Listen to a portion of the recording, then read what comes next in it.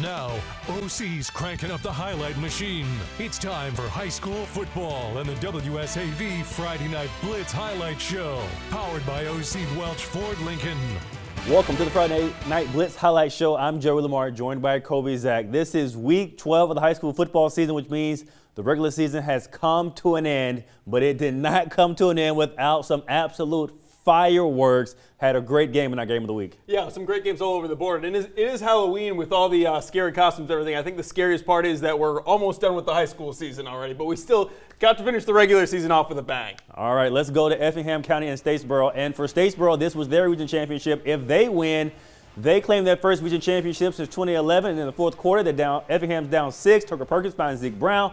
That score ties the game at 35. So now we got an extra point to take the lead. And no good, Effingham County misses. We're still tied at 35. So later, we go to overtime, and on the first play of overtime is Beckham Gerard, the quarterback. He scrambles in for the score to take a 6-point lead. No point after for Statesboro. Then on the first play for Effingham, they score.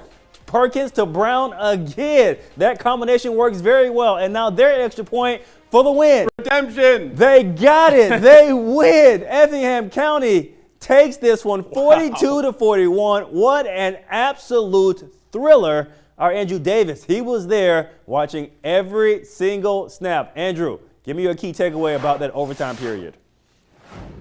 I'll tell you, somebody said they walked by, they said, I got my $100 worth of that ticket, and they absolutely did. All the credit in the world to Statesboro. They were down 2 scores. They looked like they were completely out of it. Got an onside kick, an extra touchdown. They did everything they needed to. Keon Childers for them, outrageously good. 37 carries on the day, more than 130 yards. But in the end, it was Effingham County that came up strong. Tucker Perkins has got an ankle that's clearly compromised somewhere. He ran for a 20-yard run on the last drive before in regulation to make sure they could put his team in position to get that touchdown that ended up tying the game for them, and then threw the touchdown pass that win it. An absolute warrior out there, did everything he needed to. Both teams played heart and soul. Effingham now moves on and is the 2nd seed in the region. They'll get a home game. Statesboro will have to travel. I just talked to Coach Matt Dobson. He said, I kicked a onside kick at the end of the game because I knew that we had done it all year and we had to try again. So I give him the guts for doing that so far. He also said, by the way, we've been here twice for Friday Night Blitz game of the week in 2 years. And both times they missed an extra point to lose the game. So I'm not sure if they're going to let us come back anytime soon. But Effingham with a great win, 42-41. Everybody played so hard. A great season for everyone. We'll see what Effingham and Statesboro can do in the playoffs coming up in just a couple weeks. Back to you guys. All right, thanks, Andrew. I just want to say this is the second time in 3 years that we've had Effingham County on for our game of the week for the last game of the season, and they beat Brunswick on a last-second kick 2 years ago to win the region championship, and this time they denied Statesboro a chance to win the region championship. So I think we should take credit for that. Why blow anyone out when you can make it close and have more people to tune in to view and watch you win in the end? So hey, got to have that those cardiac muscles got to be built up. Exactly, right under the spotlight. We also had some other matchups under the spotlight tonight. We got one that I previewed at 5. It's Richmond Hill hosting Colquitt County. They're looking to avoid 3 straight losses. Colquitt County had it first.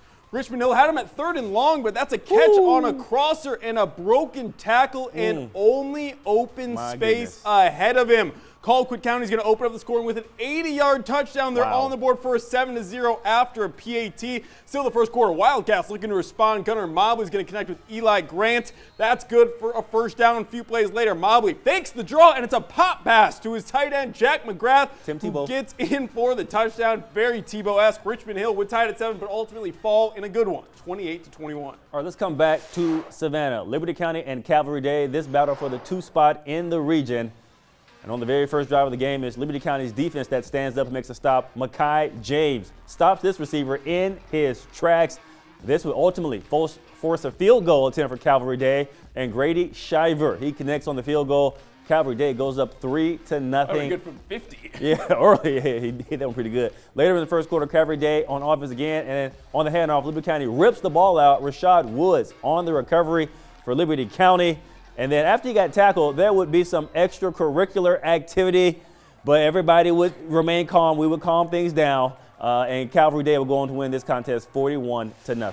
We're going now to Groves High School, where we start the second half of Jenkins versus Johnson with the Warriors up big. Now tell me if you've ever seen anything like this before. Jenkins kicks off to start the half, and Warriors Dominic Johnson's gonna go trick-or-treating for the ball. He strips it away from the Adams Smashers, heads the other way for the touchdown to make it 36-6. What a play on special teams. Johnson gets it back, but Jenkins' defense steps right up. That's a big loss to get the ball back off of a punt. They march down the field, and the drive ending in a Ryan Scott walk-in touchdown. Tell me if you heard this one before, but Jenkins wins big. 56-6 is your final. We've heard that 9 times in a row now. They've won 9 straight. All right, out on Whitmarsh Island, we have Groves and Windsor Forest, and we start midway through the second quarter. Groves trailing 14-8, and Lennox Williams takes the direct snap. He's gone. Touchdown makes the score 14-12, just a 2-point ball game, and Groves will line up for the 2-point play, and the Rebels will hand it off to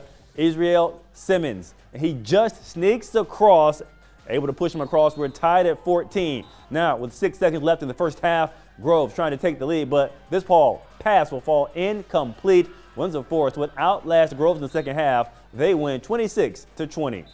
Now we're going to move on over to Bradwell Institute. They're hosting Evans, and Bradwell is up 7-0 after in the first half now on the punt. And this one is going to get touched by Evans, so that is a live ball bouncing around everywhere. No one wants it, but Bradwell unable to recover, so the offense for Evans comes back out, and they're driving. But another ball in the air on the shovel pass. They're lucky to maintain possession once again. What kind of ball is that? It must be kind of slippery out there. Yeah, a little bit. Was it damp out there? What was going on? Exactly. They would eventually in the end zone of the QB keeper, and Evans wins it 38-34. All right, let's come back to Savannah, shall we? Vidalia and Savannah Country Day, each looking for region win number 1 in the last game of the season. We start in the fourth quarter. Vidalia down 14-6. And somehow, Alton Bowles hangs on to this pass from Henry Adams. Take another look at this catch. The ball does not hit the ground. It's the opposite of the ball in the other game. That was a magnet ball. The other one was a butterfinger. So it's a 1st and goal for Vidalia, and later in the drive is Kashawn Connie, who rushes in for the score to make it 14-12. Vidalia would fail on the 2-point try, but Savannah Country Day would respond with a touchdown of its own. Thomas Holland, he's in for the score. I think they ran this play 3 times in a row down by the goal line. Ain't broke. Hey, no need to fix it, right? But they get the win. Savannah Country Day does 35-12. Now let's go over to Lions, where we had a region championship between Savannah Christian and Toombs County. This game was at the pit. We got no score in the first. Savannah Christian attempting a field goal. Carson Leak with the 40-yarder. He buries it. Savannah Christian on the board first. It's 3-0. And then later in the first, Christian driving again. Blaze Thomas keeps it on the read option. There's a big pile forming in the middle of the field, but somehow Thomas gets free for the 32-yard touchdown run. It's 10-0 Savannah Christian, but in the second quarter, Toombs County's offense woke up. They have the lead after 17 straight. How about 24 straight? Joseph Owens finds Gavin Fletcher for a 31-yard touchdown pass. The score is 24-10 Toombs, and they avenge last season's region title loss. They win it 52-24. Wow, congrats to Toombs. But that Blaze Thomas play, that was incredible. All right, we got Hilton Head Christian at Hilton Head Prep. And we're going to start off with just 27 seconds left in the first quarter as Chris Langhaus takes the pass to Jackson Richardson and puts it in, and Hilton Head Christian's on the board. Now we go to the second quarter. Hilton Head Christian on offense, and Chris Lang with another pass, this time for Joseph Hoop, who makes his way in for the score. Get off me. Yes, look at that. I love that camera work, by the way. Yeah, now we're going to go a little less than 10 minutes left in the second quarter, and Hilton Head Prep is on offense, and it's going to be a pass complete, but almost caught and in for the score. Wow, can't really draw that one up. That was pretty cool right there. 14-6 is your score at that point, but it'll be Hilton Head Christian getting the win 33-21. All right, Colby, I'm ready to go to round 2. Let's keep it rolling. Let's do it. Coming up next on the Friday Night Blitz, could BC finish out the season undefeated in region play? And we'll have our play of the week. Did it come from Savannah Country Day and Vidalia?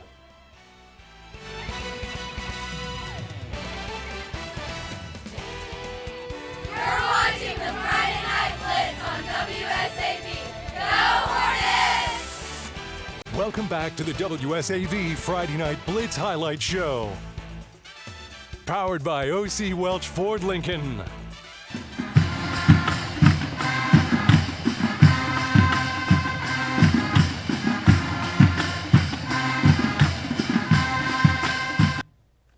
on, Kobe. You know this? No, I get down to it though. Bone Crusher. I ain't never scared. No. Sometimes like you'll tell me what it is, and I'll be like, oh, I knew that. I have no idea. I've never heard that song in my life. ATL classic, baby. We ain't should've never known. scared. I should've known. We ain't never scared. No? Okay, all right. Let's just go to the highlights.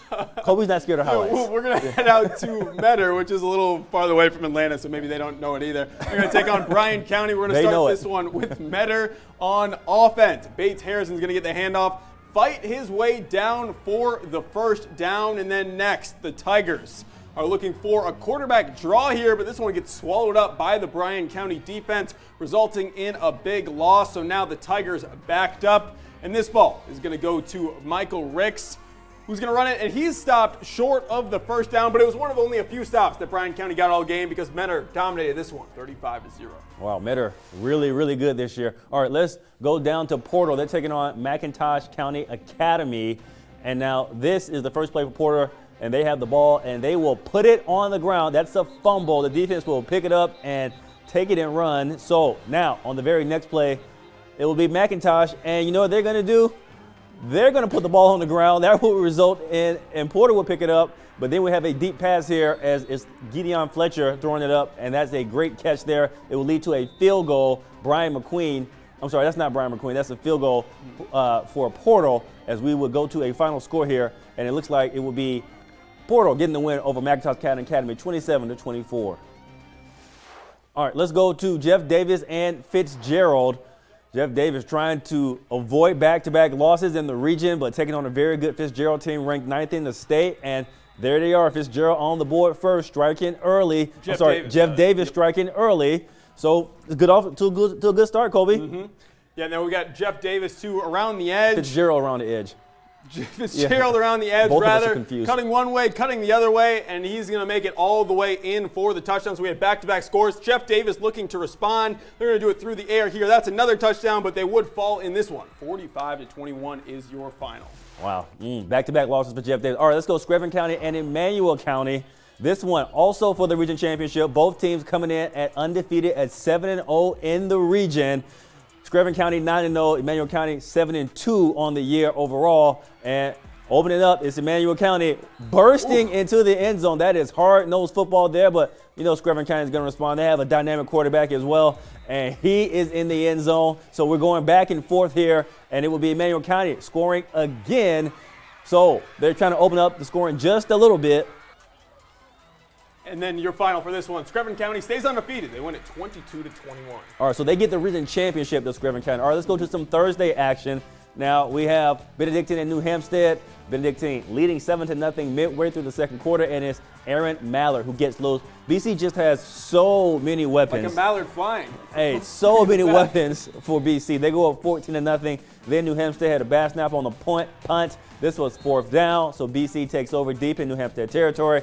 And on the jet sweep, it's Joshua Washington for the score. Benedictine finishes out region play unbeaten. They'll be the #1 seed for their region. They win 49-13. Yeah, we had another good one on Thursday. This one in the Low Country. May River taking on Bluffton. We open at the end of the second half. May River down 7-0 with the ball. Tony Cooper breaks this one out, and that's a good gain. And a few plays later, Sean Mitchell is going to get it on the ground, and he's going to find the edge, and he is going to find the end zone. This tied it at 7 after the PAT, but it was Bluffton who came out strong in the second half. They won it 28-21. All right, let's go over to Savannah High for some Thursday action. Jenkins County in town, and we'll start in the fourth quarter. Jenkins County leading 21-8, and on 4th and 1, Jamarius Luke rushes for the first down and a lot more. So then we go later in the drive, and it's Jenkins County on the Savannah High 6-yard line, and Luke rushes in for the score. This made the score 27-8 in favor of Jenkins County, which would end up being your final. Jenkins County would pick up region win number 5 on the year. And moving over now all the way to Battery Creek hosting Hanahan. We're going to start in the first quarter. Hanahan up 7-0 with the ball. They're going to go on the ground for the touchdown to take a 2-score lead, and they got it right back after a botched punt from Battery Creek, and they're going to find the end zone again on a sweep to go up 21-0 after the PAT, and Battery Creek is going to fall in this one, 21-31. Hanahan looks like the... Now, OC's Play of the Week, presented by OC Welch Ford Lincoln. Here we start with our play of the week. It's Warriors Dominique Johnson on the kickoff, stripping it. Give me my candy to the end zone for the touchdown. Give me my candy? Wow. Trick-or-treating. Okay, here we go. All right, our performance of the week goes to Effingham County with an overtime win against Statesboro. This was an absolute thriller. Congratulations to Coach John Ford and Effingham for getting that win. And now, shot of the week, of course, it comes from me. Let's all take a look at it. Savannah Country Day in Vidalia, my beautiful camera work here. I'll give it to you. No, it's tipped a little bit. It could have gone anywhere. I'll give the great play, too. That could have also been play of the week. We had a lot of great plays. Blaze Thomas running out of the huddle, too, for the touchdown. So we had a lot of candidates for that, too. I think it was just a great day overall. Maybe it was the spooky season in the air or something to a few of the players. Yeah, what I was trying to say before we went to our player of the week was Hanahan looks like Florida with their uniforms. What if they play better than the Florida Gators? They play better than the Florida Gators. So uniforms, but they play better than the Florida Gators. They look good. All right, key takeaways from this week, Kobe. Well, I think it was another great week. I think a lot of teams were able to finish strong, region champions all over the place, and like we just mentioned, some great plays all across the board. Yeah, Toombs County, they win the region championship. That's a big deal for them. Scriven County, they win the region championship. Last year, they finished 3-5 in the region, so they go from 3-5 one year to region champions the next year. So what a turnaround in 1 year. That's Ron Duncan. He's the head coach out there at Scriven County, so he's doing an excellent job. So I do have a programming note. We want to add this, by the way. Okay, next week, the GHSA will not start the playoffs next week. They have a built-in bye week in the schedule, so it'll be 2 weeks from now from when the playoffs start. That doesn't mean we won't have a Friday Night Blitz. It just means we won't have a lot of Georgia games because the GHSA has decided to push out the week. And they did that for weather reasons because last year we had a lot of cancellations for hurricanes. And, of course, as soon as you build in the hurricane week, no hurricane. Yeah, exactly. Yeah, so that's how it works. All right, so for Kobe Zach, I'm Joey Lamar. We'll leave you guys with a look at the scoreboard.